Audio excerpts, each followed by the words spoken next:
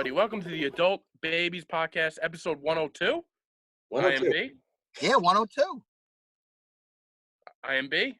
I'm Chick. And I'm Chris. What's up, guys? What's going on? A little We different. are in isolation.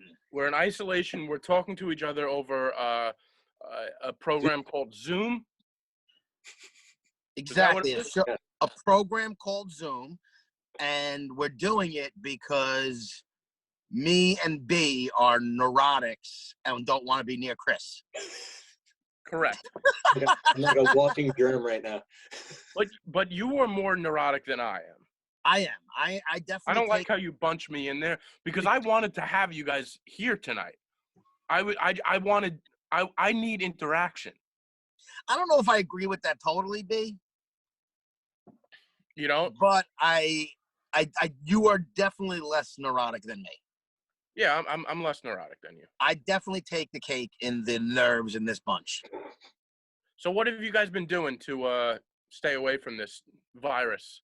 Well, as you can see myself, I am in my humble abode, my car. Yeah. And this is where I've spent probably half of my isolation I believe and that. quarantining. I definitely believe that. Ripping cigarettes, smoking pot. You have an air filter in there or something? I got refreshers and I keep the windows open. But it always smells like pot. Like, have you ever gone into somebody's house that owns a cat, and it always smells like the litter box? Yeah, and they have no idea. They're like, "No, I have a cat. It doesn't smell." Yeah, okay. They all smell. If you have a cat, nobody has a cat that doesn't smell. And they all swear up and down, "No, not my cat. I take care of the litter box." It's like everybody. You think your own scent doesn't smell. Yeah. It doesn't matter. But I've been in complete quarantine mode. I don't want to hang out with my friends. I don't really want to be near anybody. And I actually went to Best Buy. It was probably, besides going to meet my pot dealers, the only time I go out is to get cigarettes at the gas station, or I had to get something for my brother because he may be working from home.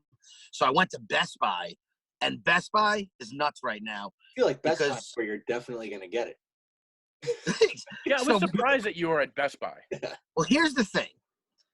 I have to do my part in the family right now for everybody, chipping in and doing their part. Is that and why you're in your car right now?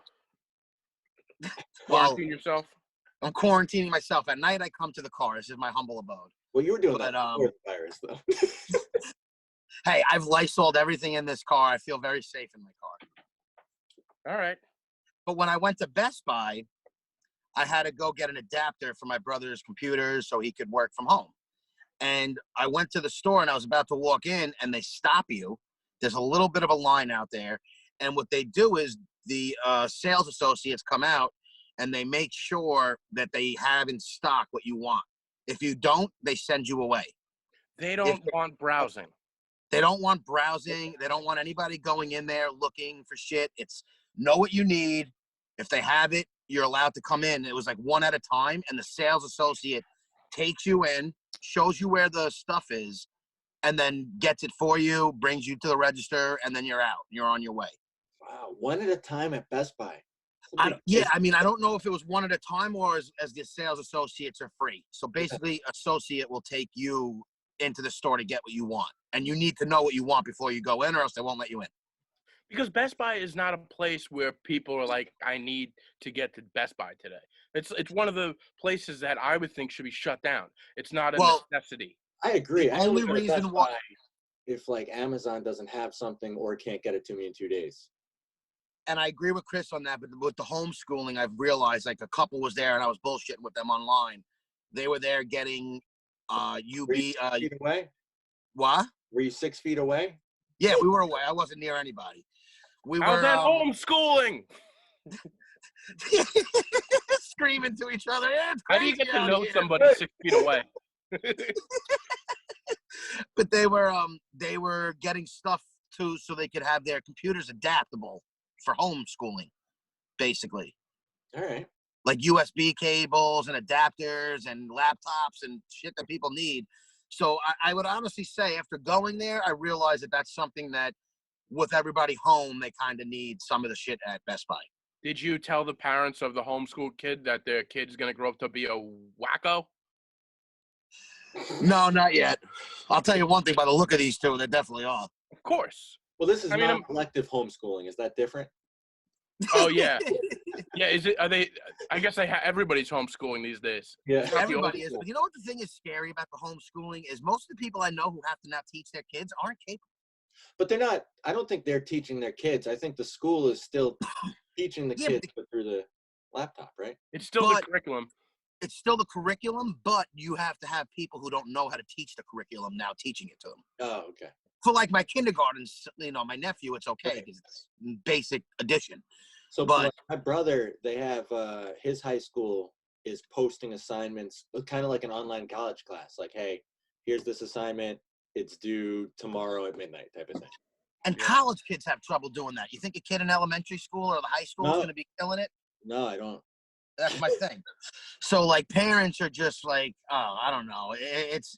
I feel bad for all. I feel bad for the parents. I actually do feel bad for parents for once in my life. For once in your life. Well, the coronavirus has grown sympathy inside of you. That's nice. It is, and you know what? I'm actually so happy now that we could record this show and I could smoke pot while we do it. This is the greatest thing for you, just to sit in your car. You don't have to leave your house. By the way, you're also late to this, which is mind-blowing. He was late. Well, a lot. in I my know you were- defense, I warned you earlier. I had to wait for my brother to get home because I have to help out with the kids. I'm basically a parent now. Yeah. You know, Coronavirus has turned me into a parent. you texted us that, and we were already on here. Yeah. Oh, did I? Yeah, we were talking for the last 20 minutes on here. Yeah. Because we come here on You're time. But I told you I was going to be late. I got kids. You don't have kids. I got kids. Yeah.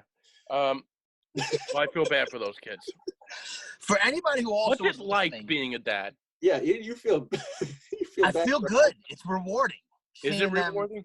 when he does something good, I feel like it's because of me. Now, how much time are you spending with your nephews now? I'm with them 24/7. Wow. Are they We're in the all home. trunk of the car right now? No, well, right now they're about to go to bed. So my So they're not with you sister- now. So when they have to go to bed, all the stuff that So Dad the only couldn't time I handle. don't see them Parents is when do. they're in bed until they wake up, basically. Okay.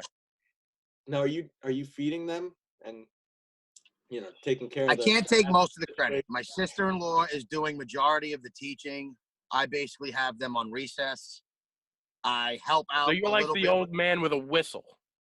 Exactly. I help out a little bit with schoolwork, and when my sister-in-law's cooking or doing something, I'm throwing my hands in and helping out. Yeah. You're like the lunch lady. They're comfy. I'm like a teacher's helper. Yeah. I'm my sister-in-law's You're the assistant. teacher's helper that's like, I'm basically a teacher. I'm basically teaching these kids what Oh, I'm to a do. teacher. Oh yeah, are you? I'm basically a teacher's assistant / parent right now. Right. Right. I'm the third parent and the teacher's assistant, Okay. and we're killing it.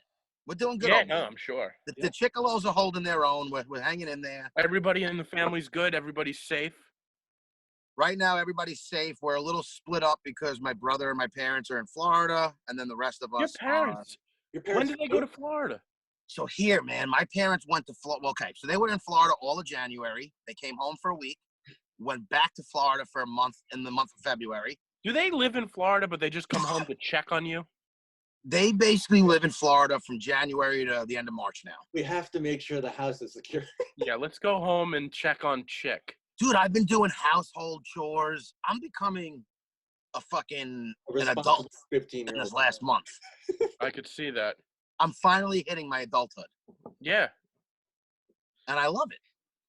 And you know what I did since I've been such a good adult lately? I Can't bought myself imagine. a silicone bong. Oh, Now, for those of you who are just listening to us, you can't see it. But for those of you who have the pleasure to see us now, the pleasure. you could see that I'm holding it, and I could bend my bong without it breaking. But And that's gotta, yeah. it's the easiest thing to clean now. I have literally the Clean best virus bong. right out of it. What? You can clean the virus right out of it. I can clean the virus right out of it. Everybody's stocking up on toilet paper, and I stocked up on raw cones and a bong. On what? Raw cones, which is what I use to smoke my pot. I pack it Oh. with I didn't know what a I raw bought cone was. 64 cones. I've smoked about an ounce in the last 4 days. So you get the Nice, man. cones. I get just the regular paper or the cone. See, size. the regular papers are too much, and there's more room for mistake. But the cones, you could just pack it, and it hits perfect. So for all you potheads out there, find a 32 pack of raw cones. It'll help you out for a while. You buy in bulk, and all you potheads, you can get your weed and you can smoke it during this containment that we're all in. Pass the time. Pass the time. It's the best thing ever. Good. Smoke pot, watch a movie. Well, I'm glad to see you're finally growing up. What's going on with you, Chris? Yeah, Chris. Why don't you tell us? You're the reason why we're all quarantined.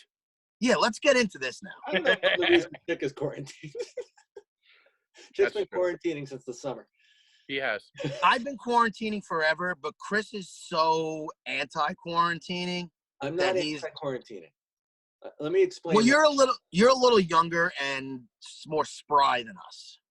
I went to the city Monday, which is what started this for us, the doing it remotely, because I thought it would be really cool to get like footage, and I got a lot of still photos too of Manhattan basically empty. And I want to try to make it into like a less than 10-minute YouTube video documentary thing. Oh, so you want to do a short one, almost like a news clip? Oh, I definitely didn't get enough to do like an hour. No. Okay.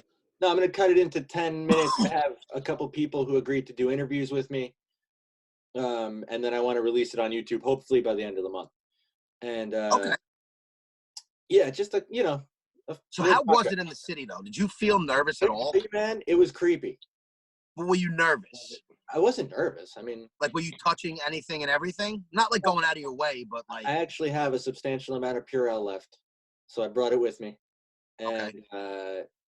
After taking the subway or whatever, which I did do, I would just clean my hands and clean my phone, and so I was careful with that. And then I didn't really like hang out anywhere. I just kind of kept it moving. And I will say it was super creepy. I went to Times Square, was basically empty. I was gonna say, how dead is the city? Is it sleeping? It's sleeping, man. It's sleeping. Times Square is basically empty. Sleeping. The city that never sleeps is now sleeping. Sleeping. Yeah. The subway was basically empty. And then I was down by Washington Square Park and McDougal Street around happy hour. Bars were closed. No one was on the street. As like a... Did you go to McSorley's? No, I didn't. They haven't been closed in like 300 years. You think you would add that to your documentary? Would you go to this place that's been open for 2 years? What the hell are you doing? I didn't even think about that. Would have been a good thing to go to. Good. Chris, see, you needed us to help you with this. We should have produced this documentary. You should have, but you wouldn't. What kind of questions did you ask the bartenders? I didn't get the bartender interviews yet. I have a couple people from. You still have to go back out? No, I have a couple people from the tap room who said, they're opening on like a limited schedule, who said they'll sit down and talk, and then I actually want to reach out to Croxley's too, but I didn't want to go into any bars. There was like. I don't blame you. I can't. When you texted me that you were going to the city, I was like, "What is up with this kid?" I texted B immediately, like, "What the fuck is going on? Why we have the one kid who's not scared at all of this thing?" Listen, here's why I'm not scared of it at all. Because if anything, I'll get it from my pharmacy job. That's the other thing that nerves me. You quit this job and then you took it back in the time of crisis, which I respect. I need the money. I respect it, and I think you're doing a good job. I mean, but my buddy's like, people are telling me like Costco's hiring, and I want as far away from the public as possible. No, listen. It's everyone's losing hours and losing money, and I have the opportunity to, don't have bills and stuff. And that's not a Corona cough. Right, this is why you're not allowed to smoke on the podcast. Why? Because I cough? Because I cough. Go on. But I'm sorry, I have the opportunity to work, and I can't say no to that. You gotta take it. You gotta take it. Exactly. And listen, I respect the hell out of you for it. Yeah. I'm a pussy. I wouldn't do it. It's What? it's medical service, you know, it's necessary. Yeah. But it was crazy because I've been wearing gloves at work. We can't get masks, otherwise I'd be wearing masks. But I don't want to touch anything. Why How often can't you per get day do you masks? change your gloves? Nobody can get masks. They're gone. There's no masks. Oh, really? It's that bad, huh? They're gone. I thought there was at least another supply coming. Like, I figured There's some another people were supply able to get. coming, and they're going to hospitals first. Okay. You Oh, know, I figured a pharmacy would be on the list, but last, bottom of the list. How often a day do you change your gloves? Yesterday I changed my glove about 4 times. 4 times. But we gotta be shouldn't careful. you change it after every interaction? Well, luckily, so I don't know what the people. I don't work on the register or anything like that. Thank I'm God. doing. I just count pills. So. What it's kind of pills there, you working with? all, Huh? What kind of pills you got? all the good ones. Good ones? You should take some of those for us. You really can't do that. Yeah, you can. It's kind of frowned upon. But you know, so my interactions are limited, so I would just change them throughout the day as a precaution. But I don't really come close to anybody. It So. says my internet connection is unstable. Well, what a surprise, B. Like You're unstable. emotions. Why is seem that a okay. surprise? And we also want to apologize for everybody ahead of time. Well, not ahead of time. We're already into it. But if this doesn't sound up to par, forgive us. Yeah, In this we time of apologize. crisis, we're doing this the best we can. And unfortunately, because Chris is so spry and willing to throw himself into the lion's den, me and B have to stay away. Well, he's definitely spry. So what do we have lined up for next week? Are you going to be? Is Chris in the clear next week, or do we quarantine him for a month? I say, here's my thing. I like to take the quarantine advice, which is 2 weeks, and double it. But we could figure it out. Okay. I usually like to do. I'm like the dude from Kingpin. If it doesn't sound like shit, I like this setup a lot.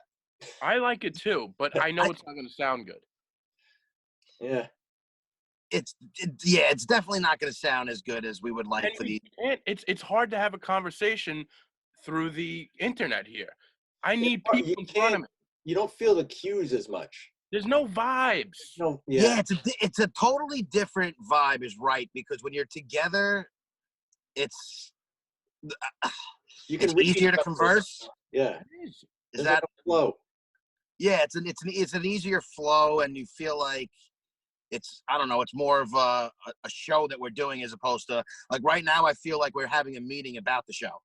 Right. Yes. Like we couldn't get together and let's sit there and talk about it. Yeah. But it does feel like that, actually. By the way, I do like this whole thing. I was texting my other friends, and I said, this Saturday night, we're grabbing a drink together, and we're going to grab it on the computer. Because it's nice. I feel like I am hanging out with my friends. 5 years old. Can I be invited, B?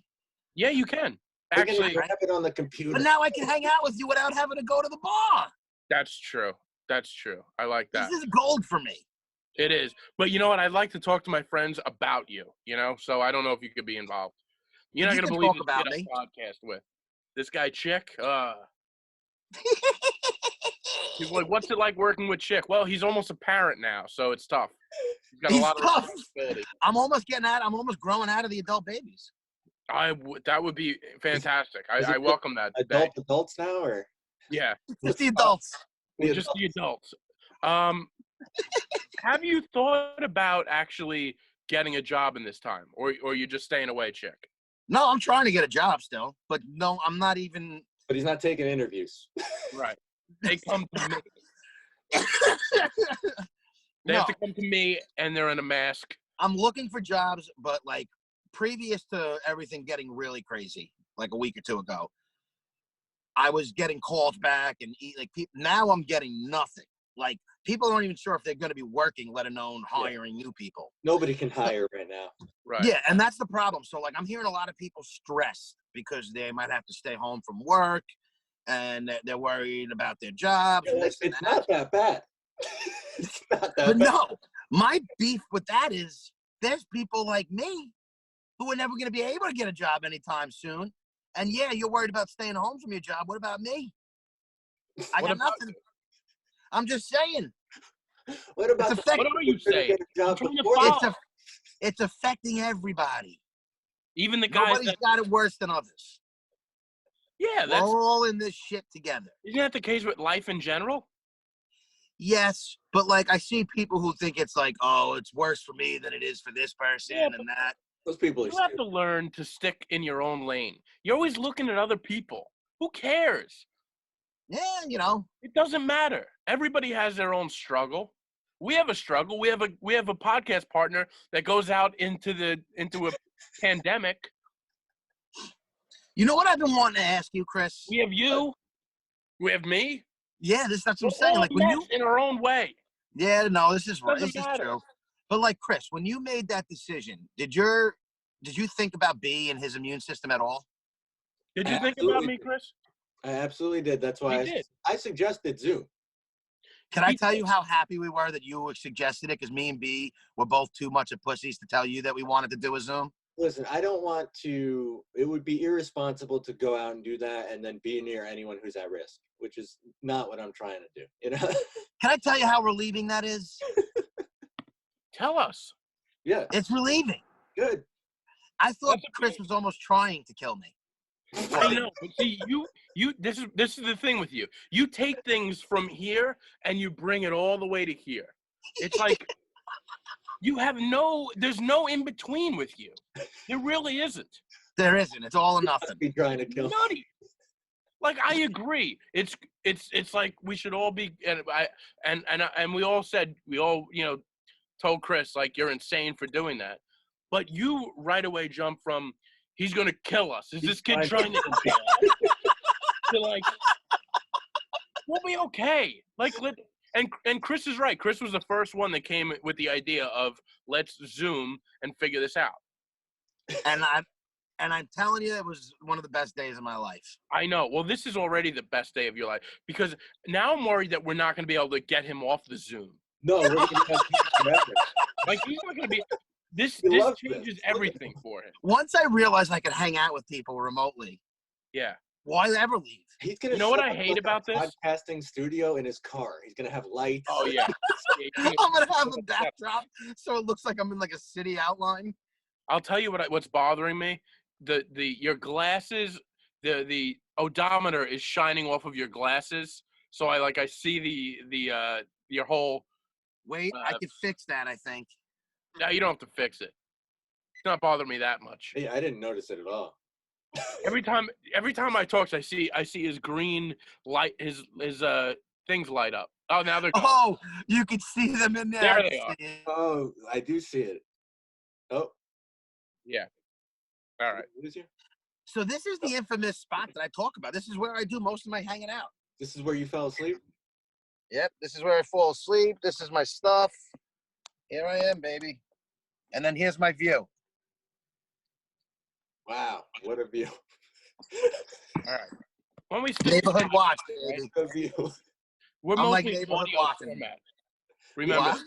we're an audio format. Remember that. This will be video, but we've been Oh, down. yeah, that's right. You're We right. average about 4 people watching the Couple of video. views an episode. We do have more episodes and views, that's for sure. So what else is going on? Is there anything else that there's literally nothing that I've been doing. I've been I stuck. had a lot. I had to pay my therapist today $120 to have a We're not session remotely where we did it like this. Oh, so So you've now been it's me and my therapist on a FaceTime. What? wow. And you know what the worst thing is? What do you think you talk about during this? The virus? Exactly. I'm not talking about myself, really. There's not much going on. There's nothing going on. Well, the virus is stressing you out. It's stressing me out, but it's not even to like, I'm not in panic mode. I'm just ultra safe about things. Over the top about it. All right. Right. But I'm not in panic mode. But then again, you're the kind of guy that complains about it, but then he had to drop that money off for me yesterday. And he's like doing all the stuff that I'm like, you didn't have to do this today. And he's like, no, I did. I got this dirty money. Productive You than like to complain as much as you like to do anything else. Wait, what? You I like to drop that money complain. off? Yes. You love I do like to complain. I just So, love like, the. this the adds an overly extra cautious guy. element of your complaining. It does. And you kind of like that. Like, you didn't have to give me that money yesterday. I have no need for it. The And- longer I have the money, the worse it is for both of us. Yeah, but you can't like give it to your mom or something like that. Give it to somebody responsible. Even your nephew, for Christ's sake, he's more responsible. Listen, I could have kept it. I wanted to give it to you. Why should you have to wait longer? No. What you wanted to do was roll past my house and be like, now you're making me give you this dirty money. I'm holding God knows what's in this money. That's what you wanted to do. You wanted to No, complain. because you told me it had to be cash and it couldn't be Venmo. I told you that a week ago, 2 weeks ago, when I was supposed to be on vacation right now. Didn't the text say Venmo was fine? I thought the text said Venmo was fine. No, he never said Venmo was fine. No, definitely not. No? I wanted the money to go on vacation. Huh. I didn't want no Venmo. He wanted dirty, filthy money, not cash. I mean, not. That's how I wanted it. But I told you, it could have waited 4 weeks. You could have put that in isolation, that money, whatever. I didn't. I should have Lysoled it. You could have Lysoled it. I Lysoled it when I got it in my house. I made my sister-in-law Lysol an Amazon box we got the other day. What'd you get? What? Yeah, she got stuff for the kids. Oh, okay. You Anything good, literally Paulie? Lysoled an Amazon box? Chris, it's in the house. Anything in the house needs to be Lysoled, in my opinion. You should be Lysoled. I should be. I could if I would. I would do it. You could just take a shower. You don't have to Lysol yourself. No, I do. I shower. I wash my hands so much, my fucking hands are starting to bleed. Yeah, he showed me his hands the other day. My hands are getting it's real starting to dry fall too. off. Like I put cream on it too, and it doesn't help. I wash it so much. Yeah. I've always been a neurotic. Like I was gonna tell you guys before, and I saved it for this. Big When news, I was in- I've always been a neurotic. You're I've been a still neurotic big since neurotic. I was a little boy. Why And you when I don't used to believe- go to religion, there's two stories I have about my neuroticness. We used to get carpool to religion when we were in like grade school. Okay. And different parents would pick us up. And I would always be nervous that the people who were supposed to pick us up were going to be late or leave us stranded there, like for no reason. Nobody ever left me anywhere. I never didn't get picked up. I Did have you no feel idea like- why. Did And you who feel would you- like who would should you have been left complain to? somewhere? It would be like my friend's parents, and I'd make sure my mother and all the parents knew that like Tom's going to freak out if you're late. God. Meanwhile, I who's was a mess, with bro. you? I've been neurotic about things my whole life. I used to always think I had whatever sickness was like you know what I mean? Like Yeah. if this happened when I was 10, I would have had all the symptoms. Yeah, So I as feel the bad as same I way. am now, it's more under control. I'm just over the top trying to be clean. How are you during SARS? No, it was fine because it wasn't really here, was it? I don't know. No, SARS wasn't. I was like 6. Yeah, that wasn't like that. was- Nothing we haven't. lived Nothing's through been it. like this, bro. SARS We've never was seen nothing like anything that. like this. This is on a different level. I used to get mad nervous about Lyme disease because one of my buddies got it. So every time I would go in the woods, I'd come home and like strip down and search my whole body. You ever get Lyme disease? Nope. Most of the things I get nervous about have never happened to me. That's good. Like B, if I grew up with you knowing you had bad kidneys, I probably would have thought my kidneys sucked. Yeah, I could see that. You know, like that's the type of nerves I had. That's So weird. like one night I went to Outback, and this was in high school. I was in 9th grade. And I lost 50 pounds in a month and a half. I was as skinny as I've ever been. I looked great. And it was because I went to the Outback one night, ate something, maybe a bloomin' onion, who knows? It was probably that blooming onion. I love a blue. And it didn't sit right with me. I had a little sick, I had a little virus. I was sick for maybe a day or two. After that, I was nervous that anytime I went out somewhere, I would have to use the bathroom. So I would basically sit on the toilet for like half hour, nothing coming out. And I'd always think I had to go, to the point where for my football season, I wouldn't travel with the team. I would have my mother drive me to the games just in case I had to stop to use the bathroom. You think your head coach maybe spiked your blooming onion just to get you off the team? My head coach was my father. Do you think Still your rings father- true. Do you think maybe- your father? Still rings true. You think Dude, I maybe used like, to miss the bus religiously going to school because I would think I'd have to go to the bathroom while I was on the bus stop, run back to my house, use the bathroom to know if nothing happened. what are we and then I talking missed about? the A bus. number one or a number two? Number two, who cares if you got to pee? You got to pee. It doesn't matter. I had a Well, kid. no, I'm in just my checking. class was- But and you would go back and nothing. Nothing, bro. I would sit on the bathroom. I wouldn't even like fart. It was just like a phantom stomach pains. It's almost like you're nervous about like leaving the house. And having to shit when I was out. But you didn't have to. But it was something inside you telling you That I maybe your exactly stomach was sort of in knots just leaving to the the house. point where all I would do was eat binding foods, Binding foods. bananas, So you shit out raw. toast. Like I wouldn't eat shit that I thought would screw up in my stomach. Right. I wouldn't eat past a certain time. It's the best diet of my life. I lost 40 pounds and I was skinny. I got to find a picture with like me with no shirt off from 9th grade. I was in tip-top shape. You were Maybe also gotta get you like you a were in better shape before that too, though.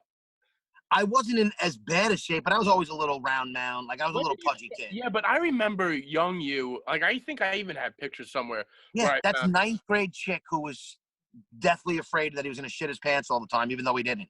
Oh, okay. So before this, growing up, you were like a chubby kid? I was a small little chubby. I wasn't skinny. I wasn't fat at that growing up. I was like a chubby kid. Okay. Husky. Husky. Yeah, I was a little chubby kid. You know, when I was super young, I was skinny, but like then I was always a little, but I was always active. And then after the sickness, when I finally got better from it, is when I slowly started to gain weight and never looked back. Never look back, baby. I'm not going back to Like that a motivational lifestyle. story, and I Banana never looked back. And now I just like, I don't get nervous as much about things. I still get nervous about things, but it's not as debilitating as that was. Do you have any debilitating stuff still left in your life? Something that really just you can't handle? Like you mean like as far as my anxiety? Yeah. Nothing that's debilitating. I think I had it for so long and went to therapy for so long that I'm very self-aware and able to cope with it better now. There was a time, wasn't around, I don't know how many years ago, you didn't leave the house at all, right? Well, that's when I eventually started getting like actual anxiety as opposed to like these little spurts of like random nerves. I got it every day. I thought I was going to die, have a heart attack. I got my lungs x-rayed. I got my heart checked out. Everything. I thought everything was wrong with me. Were you I feeling would have anxiety every time I left my house.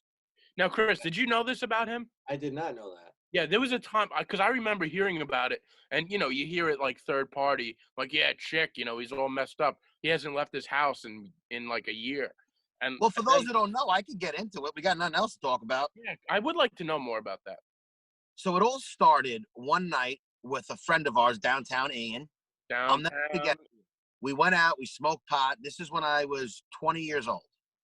No, I just turned 21. I'm sorry. Scratch Right, that. yeah, that makes more sense. I just turned 21, and me and downtown Ian, we smoked some pot, and I just started like freaking out.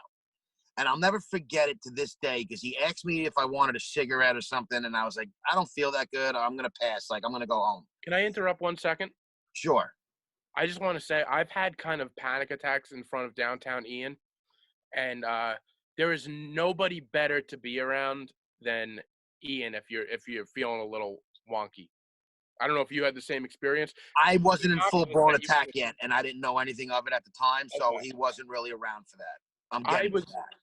because I was with him when I thought I was gonna pass out one night or one day. It was like really hot out. I think we were in Brooklyn, and he kind of helped me. He's a very level-headed, calm person. I don't mean to interrupt. I just want to say that. No. And listen, I think if it happened, that he would be a good person to be around because of his demeanor. He's very level-headed, calm. He's not. He won't. He That's what I won't. want. There's a He few won't people- escalate your panic. Exactly. He doesn't, and he takes it seriously. Yeah, he doesn't overlook it. He's a mature enough person to be around when you. There's a few people in my life where I've dealt with panic issues too, and that I'm like I'll be okay with being around them, and downtown is one of them. But I'm sorry to interrupt. I agree with you. There's a lot of people who you don't want to hang out with because if the situation arises, you have no faith in them taking it serious or being calming at all. They'll escalate it and make it worse.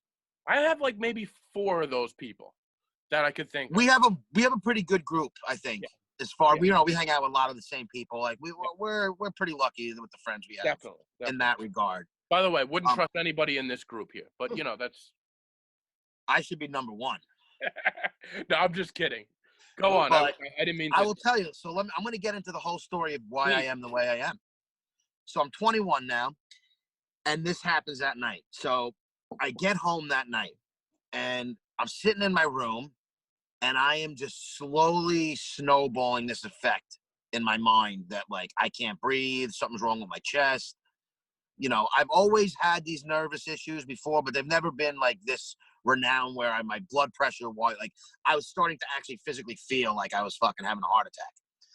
So a few months prior to this, a good friend, one of my good friends' buddies who I knowed and played softball with passed away.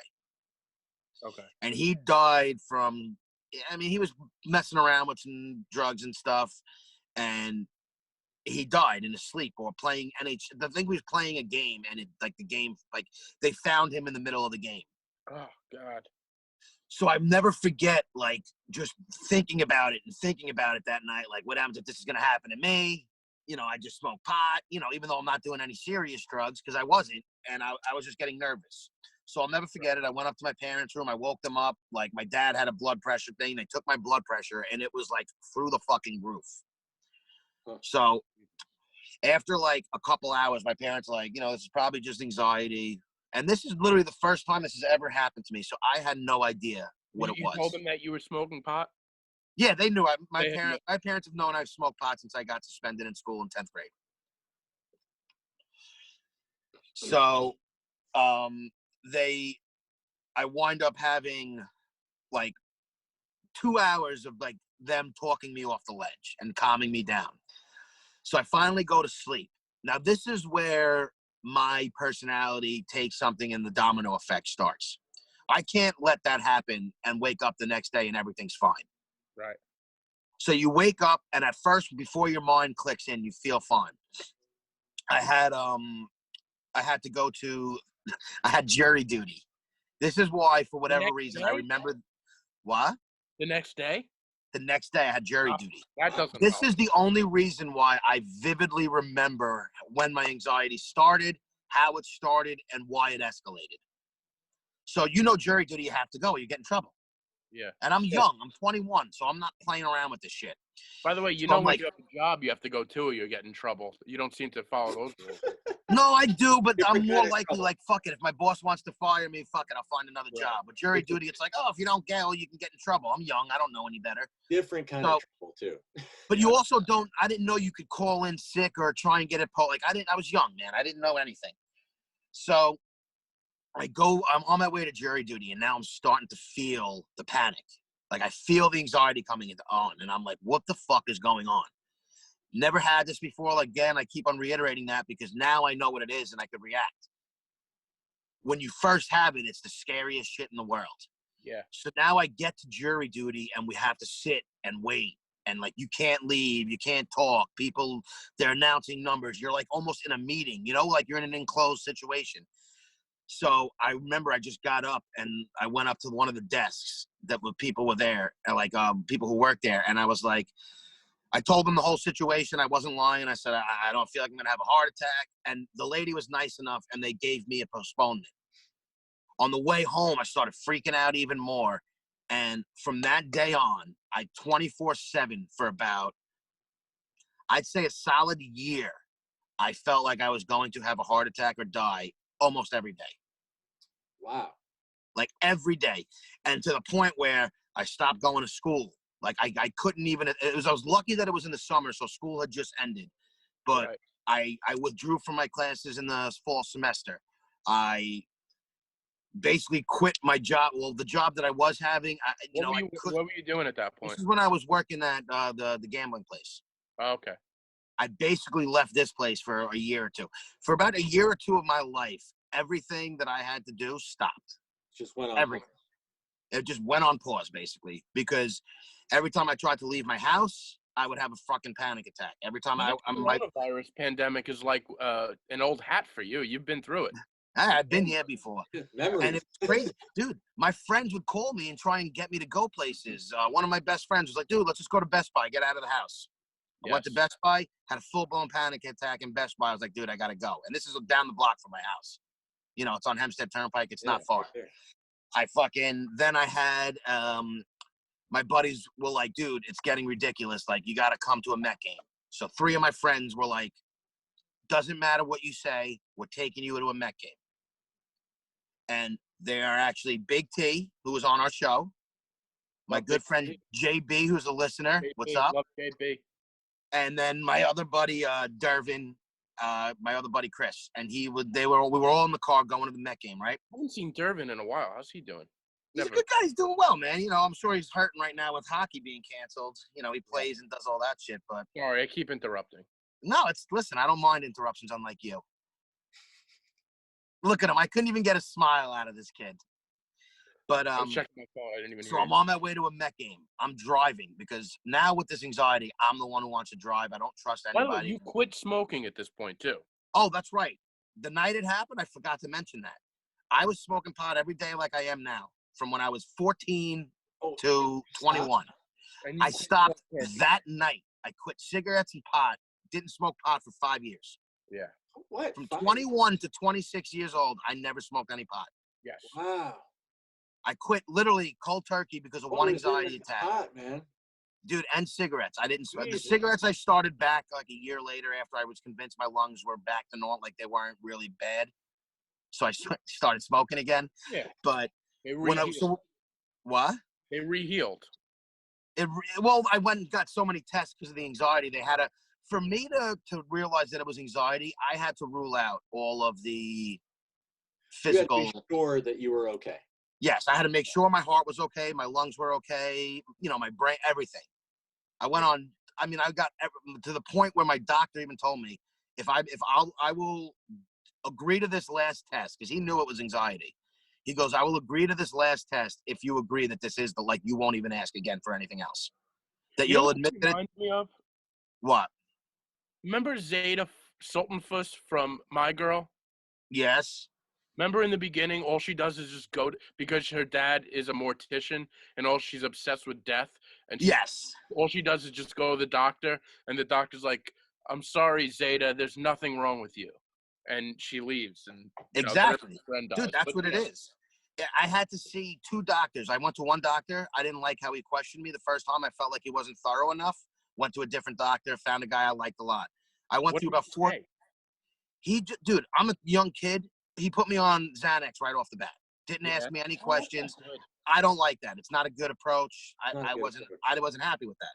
That should be like. So I wound up going to another doctor, and I liked this guy a lot. He had a thorough meeting. You know, he was convinced it was anxiety, but he knew that I have my issues, obviously. So he let me get tests to kind of further that it was anxiety, like to prove his point. But real quick, I want to go back to the Met game real quick. So Yeah, this is still before all this shit even really happened. Because for about the first 6 months, I didn't want to see a therapist. I didn't want to take medication. I was completely closed-minded, like this shit will pass. So my friends are like, let's go to a Met game. So we're driving, and I'm driving specifically. And all my friends notice that I'm getting real fidgety in my seat. I'm putting my head out the window. Like the window's wide open, and I'm basically driving like Ace Ventura. Yeah. Oh. Because I feel like I can't breathe. My chest is tight. So Like one a of my retriever and it's one outside of the door. funniest stories to this day because one of my Big T in the back, he offers for somebody else. He goes, chick, if you don't feel good, pull over and Dervin will drive. He didn't say he'll drive, and Dervin looks at me like, all right. Dude, I darted across 5 lanes on the LIE like there was no cars in the road. It almost got us killed. Holy I didn't care. I had to get off. And I pulled over and we had a new driver and they refused to turn around, which I thank them to this day because it does help prove that it will pass. If that was my parents or even if I was just me, I would have turned around. I wouldn't have went to the game. Yeah. And now you They made it through the game? They told me, we're not turning around, dude. Dervin will drive. It is what it is. And, these are people I trusted. They were these are close friends of mine. Right. Yeah. And I was like, fuck it. And I wound up having a good time. I was nervous the whole game, but the major anxiety died down a little, and I was able to kind of push through it. But to this day, it's something that's funny because I stopped playing softball base. I stopped going on the softball games. I couldn't travel to the games. So your life was pretty much thrown all over. Yes. You stopped everything. Mm-hmm. Stopped everything. And you know what? As like a major turning point in your life. Well, I think I was a much more Crossroads? confident person, and I was just, dude, my life was in a much better direction prior to this than it was after it. It really, I don't use excuses, and I'll never use it as a crutch of where I am to where I am, because I've made a lot of bad decisions after this. But this severely killed school for me. I couldn't Yeah. sit in class, dude. So for about a year and a half, I was just wasting time in school, going to class, leaving class. I couldn't stay in school. I couldn't focus. I didn't do my work. Like, I was a mess, dude. All I cared about was my anxiety. That's really all I was focused about every day for about 2 years. It took me a year to see a doctor. It took me about a year and a half before I was willing to try medication. And then, another 6 months to find the right medication, to find the right doctor that you want to talk to as a therapist. So I'd say for the first 2 years when I really wasn't helping myself, my life was on complete pause. I fucked up in school. I had no work. I would have, if my parents went somewhere, my cousin would come by to hang out with me. I was like a baby. I didn't want to be home alone because I would freak out and feel like I was having a heart attack. My whole family was on basically 24 hours, they were on call, every single one of them. I'm talking about cousins, everybody. If I freaked out and somebody wasn't around, I would call somebody else, and I would go to my cousin's house a lot. I had to be surrounded by family. Your family's always been there for you. Yes, and that's why I'm a very strong family-oriented person, and it was nothing against my friends because they would try and help, but they don't understand, and they don't have the empathy, I guess, because they, you have your own lives. Listen, it's not hard to understand, especially at that age. Exactly. These are all young kids just thinking like, what the fuck is wrong with you? Yeah. You'd have no idea. I remember hearing about it, and I was like, geez, I hope he's all right. But like dude, at that point, I didn't see my never friends dealt with it myself. I didn't hang out with anybody. Yeah. I talked to people. People would call to check in, but I didn't talk to anybody for 2 years. I remember hearing about it, Chick, and I remember, I guess he's off the reservation. That's all I remember. Yeah, I was basically done for about 2 years. And then once I started finding a therapist that I liked and I trusted, and I got on a good medication. To find a therapist? I went through 3 different therapists before I found the one that I went to. And then the one that I'm seeing now is different than that person, and this is my favorite one. Okay. Did you come back slowly, or were you like just one day where you like, boom? Oh no, it was this dude. It was 5 years. My life didn't get back to normal, to how it was previous to it, until I was 26 years old. Wow, so it was like a trickle. You were just dude. I didn't go travel to see my family on Christmas because I didn't want to drive to Staten Island with my family. I stayed home on Christmas. There was numerous holidays that happened too. My whole family was crushed because they didn't know what to do. Yeah. The only person who could help yourself in that situation is yourself. But because you got to be willing. Knows what you're feeling. It's so inside your head. And everybody, it's easy for people to tell you that it's in your head. It's not real. It doesn't matter what they're telling you. When you're having a panic attack and somebody tells you to calm down, you want to punch them in the face. Right. If I could calm down, I wouldn't be having anxiety attacks. You know what I'm saying? Relax. So there's certain people, like B says, you don't want to be around because they don't and it's no fault of their own. They don't know how to handle it. Yeah. I have a specific friend that Noah, Noah. He he's somebody I can always trust with if I'm in a downward spiral with these things. And I have my person was Maddie C. Maddie C. And that probably added a whole. And that's why I say there's a domino effect, and you know where I'm going with this, to where things in my life has spiraled down a path that I never envisioned it to. Yeah. So like where I am today and the person that I am today, you never thought I would. But I never thought I would be in this position or be like this. But you never thought you'd be a big radio star. Come on. No, I'm not even knocking it, dude. I love who I am. I'm confident in who I am, but I'm not. There are certain things about my personality that I lost because of my anxiety, and then Maddie C. and down the line. Yeah. But so after I started taking medication and going about your personality, I wish you lost. Yeah. You know what? There's certain things I gain that I think are awful. Like I'm a dick now. I'm generally a cynic and angry, but that's a whole nother I more or less hate people before they prove me to like them than like them until they make me hate them. There's a lot of think people I that- know that are like that, and I know never a lot got of that. people like that too. Yeah. Do you I think don't that get that came mostly. from just being inside for years? No, I think that came from certain people not understanding how it is for you and just judging you for where you are in your life and not realizing there's reasons and just Okay. assuming you're spoiled. Listen, I come from and I'll come out and say, I really don't give a fuck what anybody thinks. I have a family that my dad did very well. Didn't have a rough childhood, had a very lucky upbringing, and I was very fortunate. And Your I still biggest am to problem this day. growing up was thinking you had the runs at the bus stop. But my point is, so Stop everybody doing an thinks onion that, run. but no, but the point is that people will come at me and be like, you're where you are because you're waiting for your parents to leave you the house, or you're waiting for this. By the And way, it's you've not, had that on this very podcast. what? You've had that conversation on this very podcast. Yes, I've had this conversation on the podcast, and I choose not to get so defensive because I always say perception is reality, and I did make a lot of bad choices to get me where I am. Right. So I can't blame it's not like everything that happened is to blame.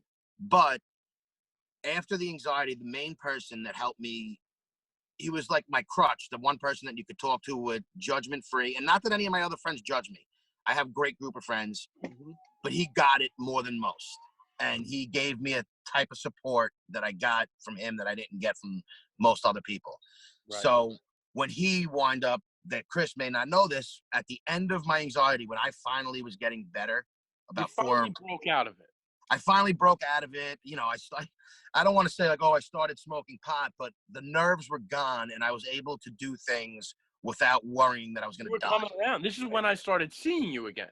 Exactly. That's With why, that. and that's what I was saying. There's a lot of relationships with people. I disappeared for about 4 or 5 years. That's The insane. only people who saw me were people who went to MERS, because MERS was like my safety zone where I'd go to see people and I wouldn't freak out. And I knew if I did, my house was 3 minutes away. And were you playing darts at Mercy? Yeah, I was playing darts, Yeah, gambling. Good. That's So good. this whole time I became a gambling addict. I was home all the time. And I used to work in a place that I knew I never wanted to gamble. But once I was home all the time with anxiety, barely working, but I was just gambling, getting into debt that I couldn't afford. I had nothing to do. I became an addict and I found other vices and things to make up for the lack of smoking pot and cigarettes and all that. And when I finally started able to go out and travel again and, get on planes and do all this stuff that I couldn't do for 4 or 5 years, the closest person I had passed away. And then I just became very angry and bitter. So I feel like a lot of the anger and stuff I have was because of, you get mad, you lose you lose your person. It's not, I'm still not over it. And then you start having anger towards other people because of it. And then before you know it, I'm very angry, cynical. You know what I mean? Like, I don't blame it on that, but I've done a lot of self-destructive things after all this has happened. And, it's where I am, and now it's why I am where I am. But, it is what it is. Listen, I'm not on a suicide watch. I'm not fucking miserable. I'm not the happiest kid in the world, but I'm not really miserable or anything bad. I mostly have a pretty good mentality. But the anxiety shit was crazy, and people don't realize, those who are closest to me do, because it's so far in the past now that I didn't leave my house for a solid 4 years, probably. I went out little places here and there, but it was a struggle. Yeah, I didn't know that at all. That's and that's why I drive everywhere. I'm a control freak. I like to be in control of, because I didn't trust people that if I had an anxiety attack to take me home. But meanwhile, I probably should have went home because it would have it would have got through it quicker. Yeah, sometimes you yourself have to go through through it. it a few hindsight, times. there's nothing, In hindsight, I probably should have went out more and really pushed the envelope, but I was so an obsessive person. Like What? you said, Chick, when you're going through that, Yeah. your mind does crazy things to you. And Exactly. you can't argue with what your mind is thinking. Yeah, you can't reason with like what you were feeling at the time. That's not. Yeah. And even when I talk about it, like I was just listening, like I don't know how timeline-ish that was for people if they understood the timeline of when things happened. But like even when I'm thinking about it, I think about all the things that happened right after it and different things that pop out where it was just like, could sum it up where 5 years I could barely. When I first started working at Sherwin was probably when I started working there, and even though it ended terribly, Yeah. was one of the jobs that helped me get better because I was a driver and I was forced to drive places and battle through anxiety while I was driving. Numerous times in that first year, I almost quit because I couldn't drive places where my buddy who hired me, which I love him to this day, knew about it and was what made it easier. He would send one of the other employees with me sometimes on drives if he could do it to help me. Yeah. So I always will say that Sherwin, and then I worked my balls off. I worked my way up. And then And how did you treat Sherwin for all this? Irrelevant. well, like I said, Irrelevant. I wound up having a lot of gambling Different issues story. and did some stupid things. And then when my buddy passed away, I was still working there, and I basically threw in the towel on life and just did not care about anything. And I blew that job, and I haven't really bounced back since. But you know what they say, man. What? What do they say? The comeback is greater than the setback.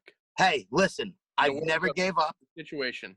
The one thing I will say is I'm still trucking. I'm still here. I'll never give up. I always, I'll be the first person to advocate for depression, anxiety, and, talk about it and tell people they need to talk about it. But it's something that I'm glad happened to me, even though my life sucks to an extent right now. I'm 36, living at home and, unemployed.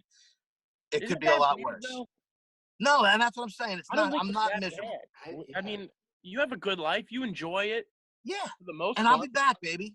It's not like I'm going to be unemployed forever and be in this situation forever. You'll be back. You'll always be Well, back. that's the every time we talk about something like this, like you have so much hope. You don't give up. Like, Because you know what? It's easier to quit and really just say, this is going to be it. I'll be in this house. And, when everybody goes, until my time's gone, I'm just not going to do anything but stay here. And people probably think that. And that's why I say this perception is because, like, when Taylor did say that to me, that perception is out there because he even knows what I've been through, but they don't think about it like that. And you know what? Excuses are for shit. But do you think that perception is out there, or is that just you overthinking that? Too? I think I am guilty of overthinking it. I never thought about that. I mean, I think I am guilty of overthinking it, but I do think it's out there because I've had comments that have came to me, and it was like that's basically what they said. Yeah, but But I don't blame people for viewing that because I've made a lot of poor choices. This is why I don't get mad at it. I used to get mad. If you were to switch this, if you were doing really well, had a different situation, and there was some guy out there, I guarantee you'd be like, look at this guy. He's living off his parents. He's just wait. Like, the sentiment that people... Listen, like, none of us know what somebody's really going through. So it's easy to look, and I'm guilty of it. There's nobody who's not guilty of it. We are all guilty of it. Absolutely. I still do that, like, sometimes. And I'm in that position. You catch yourself, and you're like... You catch yourself. I try not to be. I really try not to be. Yeah. But, we're human, and we make mistakes, and people judge people. And that's why maybe I am harder on myself, because I know that I'm harder than I should be on certain people. Right. It's easy to look in at somebody than to help yourself. Yeah. I see that. And you also don't know what someone's been through, so you don't know why they are the way they are, so it's easier to critique it. Right. There's no context. Exactly. I feel like you're doing okay now. I listen, I'm doing well. I'm doing good in the fact that I'm not miserable. I'm not, I'm trucking and I have hope. Which makes this next conversation even harder because me and Chris have been thinking about maybe going solo without you. I know. You know what I always say? We don't think to looking up, but we were just considering. I know how much fun I'm having doing this. If you guys were to leave me, I would make it my competition, and I would just try and go solo and beat you guys. Like, well, you said he's outgrowing the podcast. Guy? He's a parent now. I'm a parent. Oh, he's a parent. I'm not an adult baby. Parent podcasting. Corona has turned me into a parent. You should do a podcast about what it's like to be a parent. Oh, I would love that so much. Dude, Please. I should do it. We should do an episode on what it's like to be a parent now. Just I know. the three of us idiots talking about what it's like to be a parent. It's difficult, man. Sometimes they, I don't know. It's where I'm at. You know what's funny, though? We were so worried about talking, and then you get me going, and I can talk about myself and not shut up forever. No, that's why we went to it. It's you good know. though. It is. But, you know, unfortunately, it's going to be the last episode with you, so I'm glad we got all that out of you now. Well, yeah, and I like to give people a little background into why I am the way I am. People need I didn't know that. I spend a lot of time with you, and I Yeah. didn't know that. And I take for granted that you didn't know that because Yeah. it's not that I wouldn't tell you about it.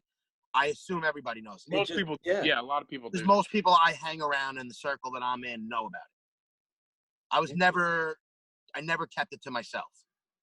I always used it as a joke, and people joked about it with me as like a crutch. Like, you know, if you can't beat it, join it. Right. You know, like. Yeah, man. It's So, you know, story. it was funny because I used to drive so much prior to that. B knows I drove everywhere to colleges. I would always be on the road. And then when it hit, I couldn't drive to fucking 5 minutes away. I called my aunt once because I was on Hempstead Turnpike, 2 lights away from my house. And I was sitting in traffic and I was bugging out because it was dead stop traffic. And I would get nervous when I was in a place where I felt like I couldn't get out.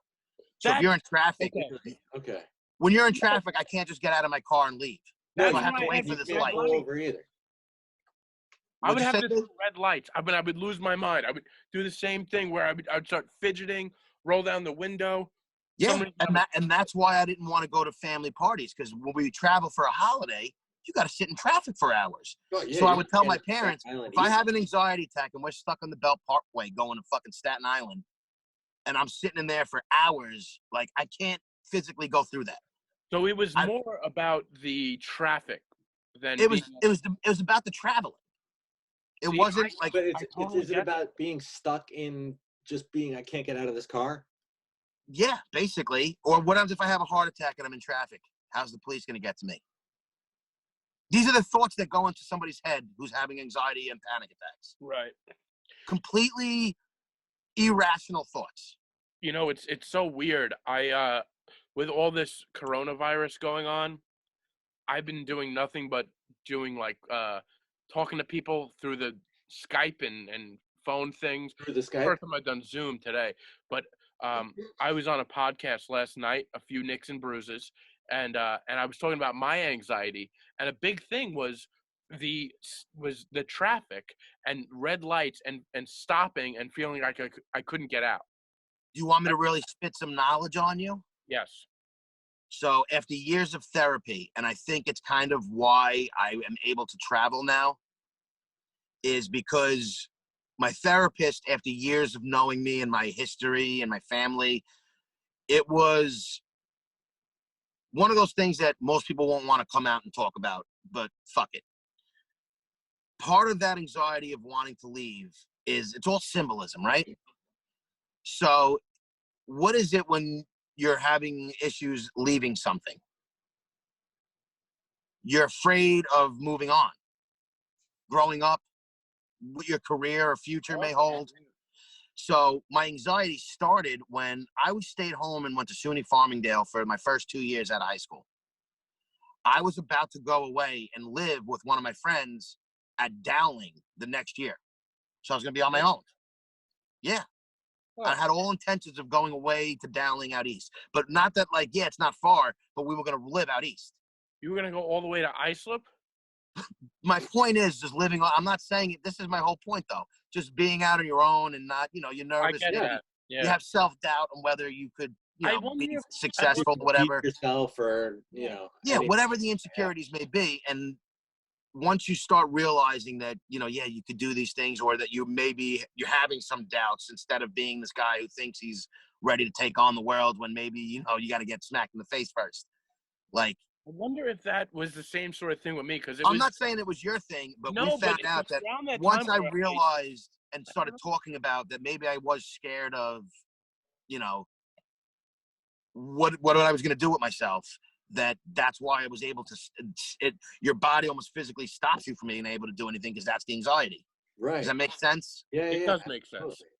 But my So- thing with that disappeared just as fast as it came, which I'm 'Cause like, I don't most know. people, but this is where my obsessiveness comes in. My OCD drags these Went things on. somewhere else.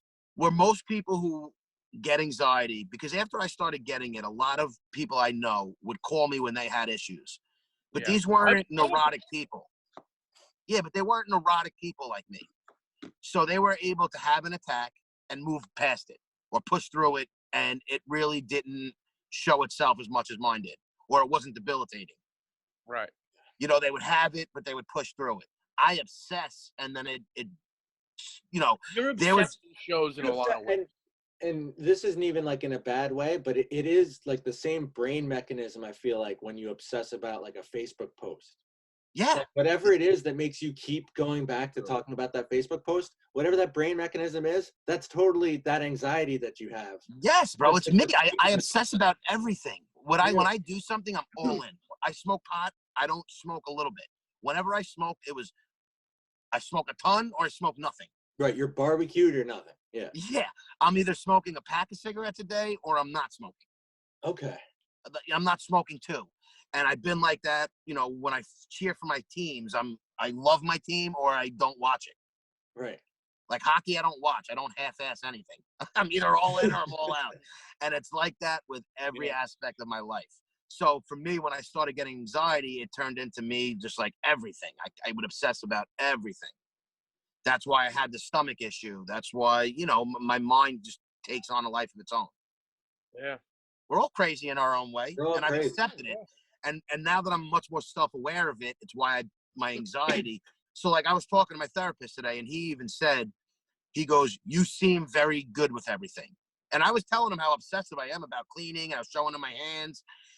And even though I still have those obsessive qualities with everything that's going on now, it may seem like I'm in panic mode, but I'm really like, if this was when I was having my anxiety, dude, I would be a lot worse. And honestly, you're probably washing your hands as much as we should all be washing our hands. And Dude, I cleaning looked at his as hands much as we should yesterday. all be doing It it. looked like sandpaper. Ask him. Yeah, I showed B because I thought it was funny. The back of my hand looks like you took sandpaper and rubbed it across, and now there's just little red dots. You could So he handed smooth you out an money oak with tree with the back sandpaper of your hands. hand these days. I would show it on here, but it doesn't really do it justice. You can't really tell. Nah. But yeah, that's my life. I'm sticking to it. And, you know, I don't regret anything as though it hasn't been easy. Like, and that's what I was basically getting at. Because of, like I told you, I came from a good family and I've had privileges in a lot of ways. It's not always easy as everybody's lives thinks it is. Like, people have issues regardless of the situation. And everything's relative. So it's like, you know, it's that argument like rich people shouldn't be depressed or something like that. But like that, you know, they have their issues too. They're just different than yours, but they have issues. Exactly. Like, it's not.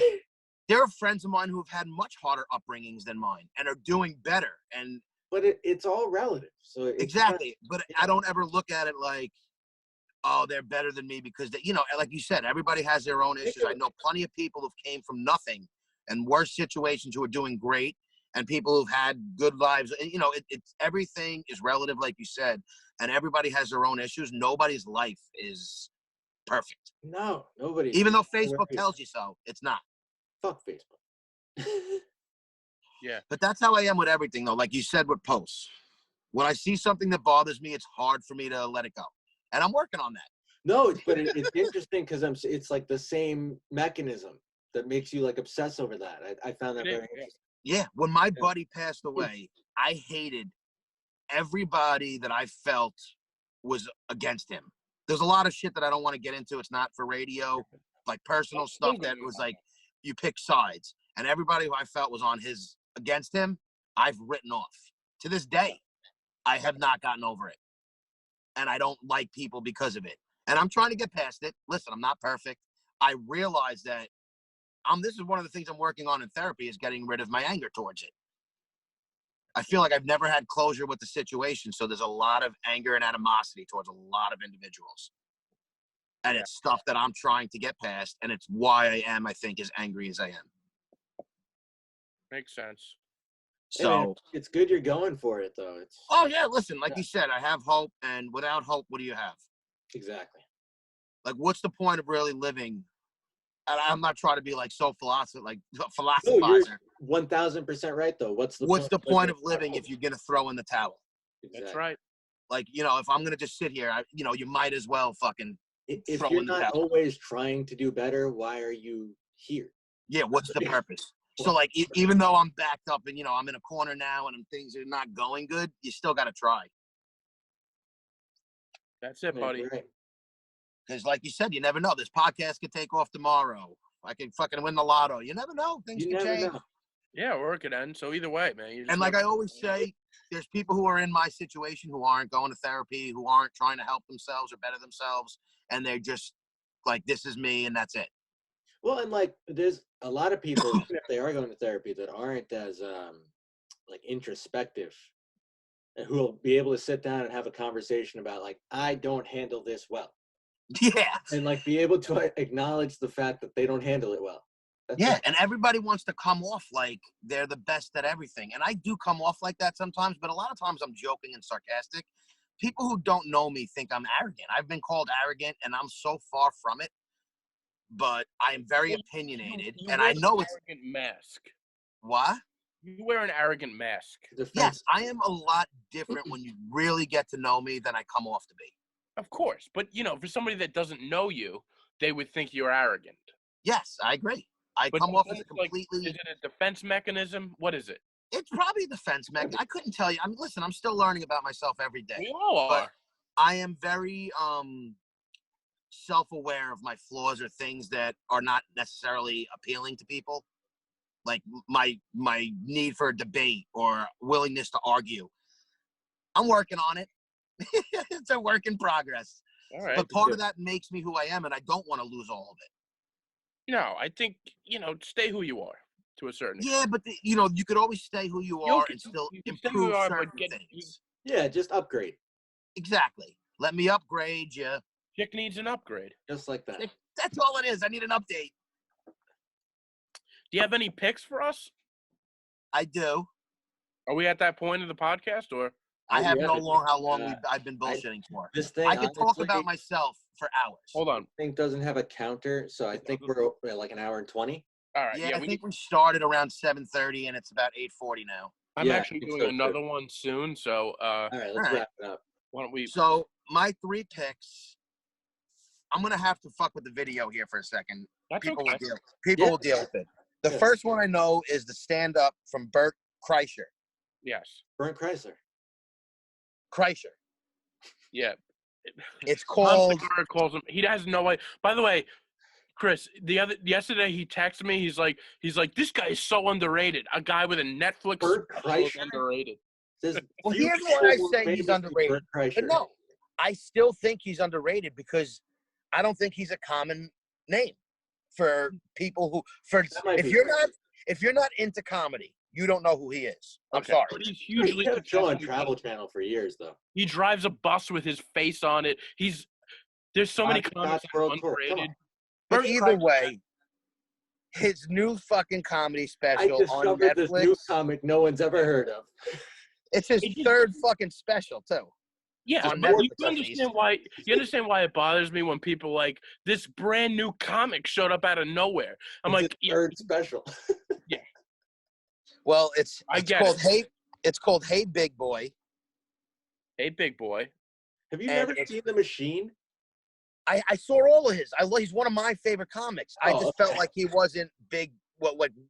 I never hear anybody talk about him as one of the best around.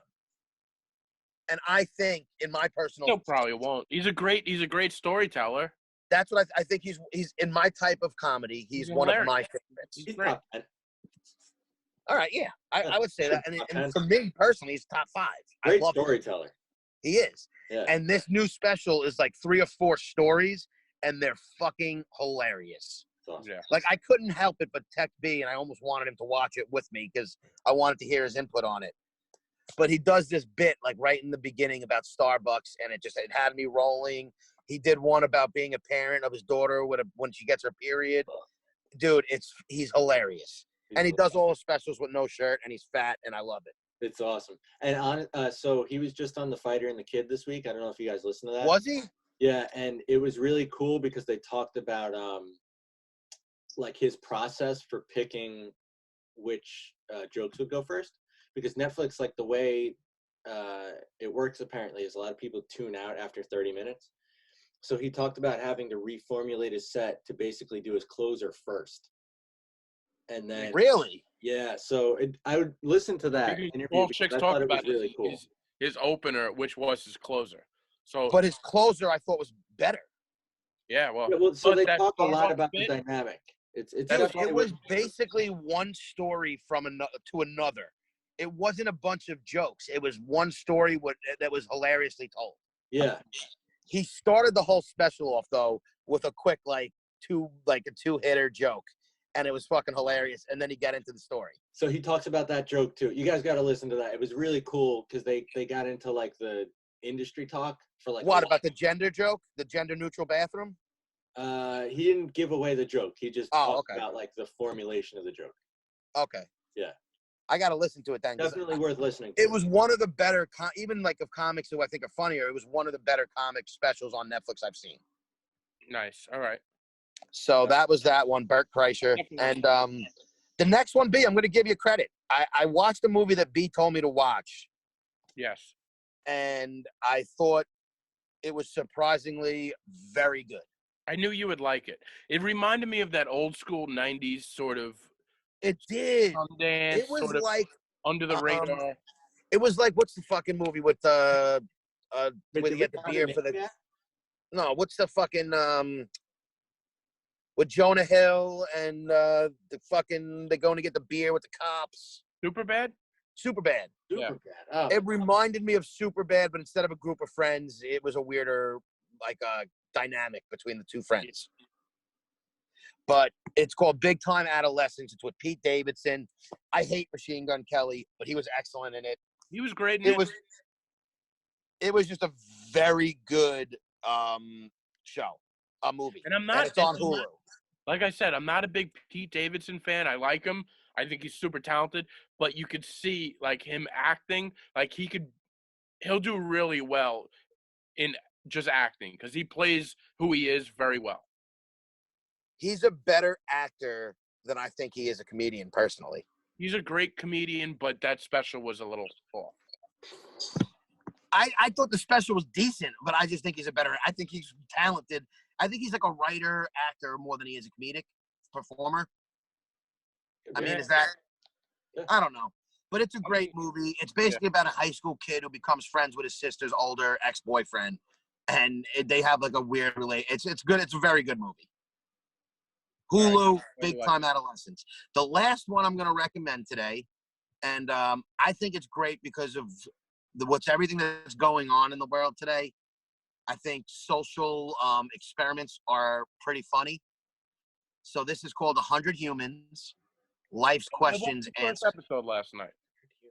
What did you think? I liked it. I really liked it. Wait, what's the premise? It's fun to watch. It's fun to watch, and basically what they do is they take 100 people and they take these social norms and questions that are going on that people debate, like, are women smarter than men, or, stupid shit like that. And then they have them do these weird experiments that they record.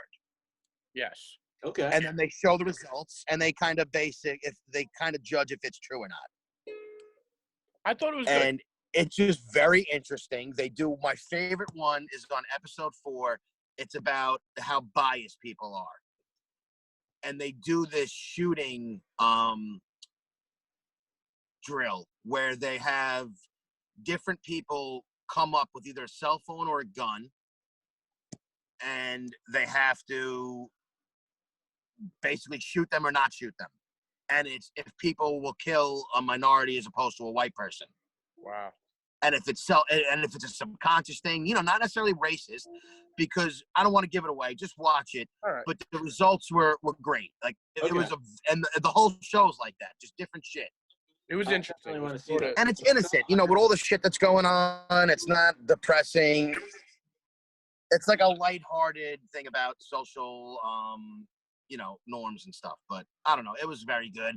And that's my third thing. It's what was 100 that called again? Humans, Life's Questions Answered. Awesome. I want to check that out. And it's on Netflix. That sounds awesome. Yeah, it was good. So those are my 3 recommendations. And I think that's, if you guys made it this far. Guys, if you made it this far, We can't even plug anything, B, because you're not going to be doing anything. I'll be doing a lot of stuff from this computer. He's playing But the we're banjo also, live. for all of our fans, you guys got nothing to do. Review us, listen to us, comment. We're going to be as interactive as ever. And we're going to try and plug out more episodes because nobody's got anything to do. Yeah, why not, right? Couple of coronavirus updates here and there. Yeah. we'll be So around. everybody out there, stay safe. We love you. Sorry for the sound. Hopefully we'll be able to improve this as time goes. And And maybe now's give a us good time feedback. if you guys want to write in and give us any ideas of what Yeah, to if you do. guys have any ideas for us or anything you want us to talk about, like now's the time. Give us Any feedback. questions? Maybe send in what you're going through. Is there any issues? Like, how are you spending your quarantine? You know? Yeah, we'd love to hear people's stories about what they're doing, things they've come across, anything. I mean, everybody's home. Let's be interactive. Yeah, let's all be in touch, guys. I had a lot of fun seeing you guys over the World Wide Web tonight. There was a lot of fun. Yes. And again, if you guys made it this far, we love you all. Wash your hands. Stay safe. And thank you guys for listening always. Yes. Bye, guys. Bye. Peace.